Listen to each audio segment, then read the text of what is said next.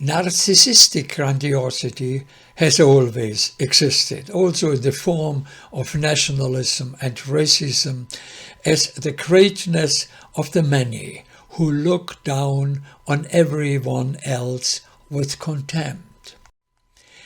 And yet, the need to experience oneself as great seems to have gained an importance in recent decades, as shown above all by right-wing populist movements, which are usually based on an underlying narcissistic logic. The current use of the term narcissism tends to label everything that has to do with a relationship to oneself with the term narcissism. Not so Erich Fromm. For Fromm, every person must also be related to himself and herself, which has nothing to do with narcissism, but with self-love and self-interest. For Fromm, narcissism is always a pathological way of being related, which has clear characteristics. It is typical for all forms of narcissism that being related to oneself, to others, to reality, that this being related is distorted, always idealizing on the one hand and devaluing on the other hand. That one's own negative aspects, such as weaknesses, faults, fears, doubts, are not only repressed, but denied. And that the denied aspects are projected onto others, so that narcissism is always accompanied by the need for a bogeyman. That there is a splitting of reality, but also of thinking and feeling, where there is only good and evil, and only an either-or, and all mixtures, ambivalences, and intermediate tones are missing. That all attention and appreciation are only for one's own aggrandizement, while others are meaningless. Others will only be noticed if they mirror or enhance one's own greatness. That they are vulnerable when they fail at something or when their greatness is questioned by others. And that they react to criticism with aggression and fierce anger, and are incapable of any self-criticism. Social character formation always have to do with social developments.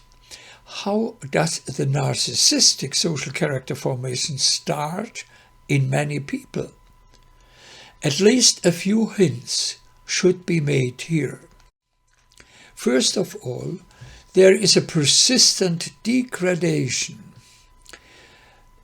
that many people experience as such.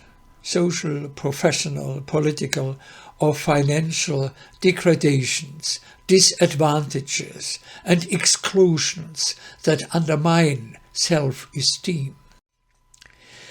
And directly visible is also a culture of narcissism.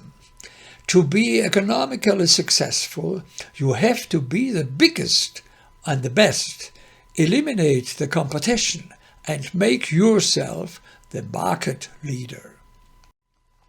In the culture sector too, it's all about grandeur, from the University of Excellence to the bestseller list to the popularity rankings, and so on. By discussing the marketing orientation, we have seen that the marketing orientation permanently weakens the experience of self-esteem because it relies on the ego of the market instead of the practice of one's own powers, which is the basis of self-esteem. The use of digital technology and electronic media, which are very helpful in practice, also implies a most unconscious devaluation of the user. The marvels of technology calculate, compute, remember better, and know much more than humans could ever do with their brains. Whether experienced consciously or insidiously or unconsciously, the self-esteem of many people is becoming increasingly fragile. A narcissistic character formation is an attempt at compensating for the deficit permanently. This brings us to the question of the psychodynamics of the narcissistic social character. Neuronal development allows humans to relate to reality not only with their senses, but also fictitiously, that is, only imagined. The narcissist uses this possibility. He fantasizes that he or she is more grandiose than he or she is in reality, and at the same time rejects everything that speaks against the fantasized grandiosity. Short-lived events in daydreams become a permanent, pathological pattern of relatedness in narcissistic character formation. In this formation, similar to the authoritarian character, two manifestations can be distinguished, an active and a passive one. The actively narcissistic character idealizes him or herself or certain aspects of his or her own self, at the same time devaluing everything that does not fit this grandiose self by projecting what is devalued onto others in order to actively keep it away from him or herself. The most striking psychological deficit of the narcissist is his lack of interest in other persons, in all otherness, in all strangeness, in all what is non-self, unless he or she can identify others as aspects of his or her own person.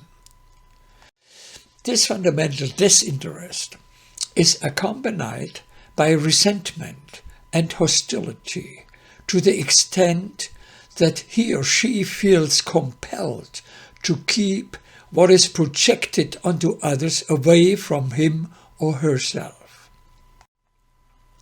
Most narcissistic character formations are not based on an active idealization of oneself, but on identifying with a narcissistic person, organization, or idea in order to passively share in its grandiosity, that is, to feel grandiose about belonging.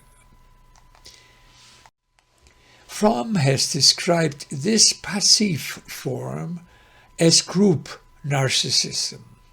This allows society's losers and failures to experience themselves as great. For example, in right-wing populist movements or as fans of football clubs and so on. Now, group narcissism has only its own superiority and grandiosity in mind. It presents itself politically as the voice of the people, but is in reality anti-democratic, what means what is the real meaning of populism. It does not know true social, cultural, political, religious tolerance and acceptance of what is not one's own. Instead of togetherness, group narcissism propagates antagonism. Here too, let us ask more precisely which strivings and values are demanded in society and to be encouraged, and which are to be repressed where possible, in order to identify the objectives for transformation. Speaking about oneself and one's own achievements, one's own company, one's own group, one's own organization, only in superlatives. The best, the greatest, the unique, the excellent. And being full of self-competence and talk only about great things that we have to live and to think. Keeping everything that is difficult, conflictual, doubtful at bay, simply ignoring it, delegating or projecting it to others. Nipping any criticism and questioning in the bud, and instead creating bogeymen and attacking the competition. We have to live and to think, demonstrating superiority, because being the best, one is not dependent on anyone and has no one to fear. And at the same time, demonizing everything foreign and not own, and want to eliminate it from the world. In order to find out what impedes the biophilic growth tendency in the narcissistic character, attention has to be directed to what is being repressed. Any kind of physical, mental, or psychological limitation, weakness, or inability, and everything that could be perceived as imperfect, as defective, mediocre, insufficient, has to be covered up from oneself and others, often even denied and projected onto others. This is especially true with regard to negative self-perceptions, which have to be repressed, such as feelings of fear, of guilt and shame. They have to be systematically hidden or covered up by mainly aggressive expressions. Especially noticeable is the repression of everything that would express being dependent on others. To ask, to thank, to appreciate others, to need something from others. All this is not possible, is repressed. Those who live with an idealized idea of themselves and use others as self-object, aspects of their own self. For them, experiences of being left, of being written off, and of becoming insignificant for the public are the worst case in life, with often tragic consequences. The consequences of repression in the case of the narcissistic character and group character are obvious. The positive interest in the other person and in strangers is lost because they are made the holders of the negative aspects of the self that are denied in oneself. From a psychodynamic perspective, effective changes are possible only if the devaluation dynamics that lead to self-idealization are recognized and eliminated.